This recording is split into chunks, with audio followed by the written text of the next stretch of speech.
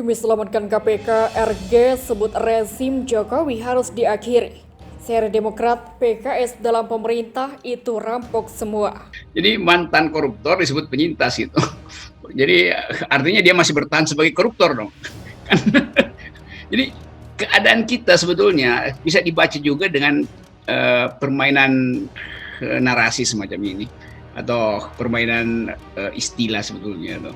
Sangat betul kalau koruptor itu disebut sebagai rampok gitu. Dan itu harus berakibat supaya kita dibiasakan menyebut rampok atau rampok uang rakyat, dibedakan antara tahanan polisi, tahanan atau napi yang memakai rompi kuning itu. Kalau dia rampok, dia mesti jangan disebut tahanan, disebut aja dia rampok gitu. Jadi kan biasanya di belakang disebut tahanan gitu kan. Sebut aja rampok. Jadi jelas itu. Dan itu menunjukkan bahwa rakyat kita sebetulnya ingat kejahatan-kejahatan kemanusiaan, termasuk di dalamnya penghilangan barang bukti pemilu misalnya, itu mesti dianggap juga sebagai kan selama ini kita cuma sebut sebagai orang yang hilang, tapi kejahatan politik itu juga sebetulnya menghilangkan barang bukti juga mesti kita masukkan aja sebagai hari orang hilang atau hari bukti hilang gitu. Kasus di Komnas HAM itu seolah-olah nggak bisa dibongkar.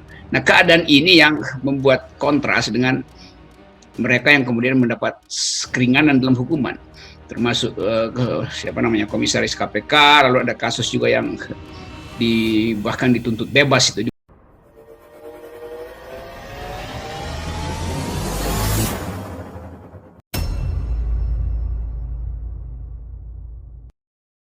Penggemar politik RG alias Rocky Gerung baru-baru ini mengatakan bahwasannya demi menyelamatkan KPK dari upaya pembusukan, maka rezim Presiden Jokowi harus segera diakhiri.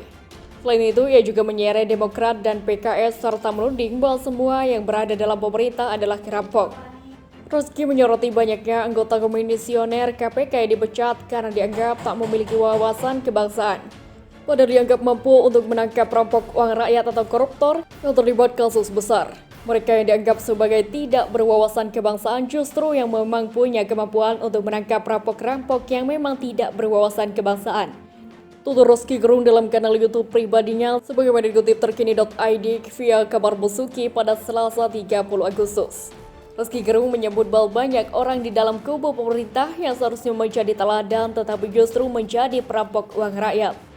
Katanya hal tersebut dibuktikan dengan adanya beberapa kader PDIP termasuk mantan Menteri Sosial Juliari Batubara yang telah menjadi terdakwa sebagai perampok bantuan sosial atau bansos hingga Harun Masiku yang kasusnya masih belum menemui titik terang.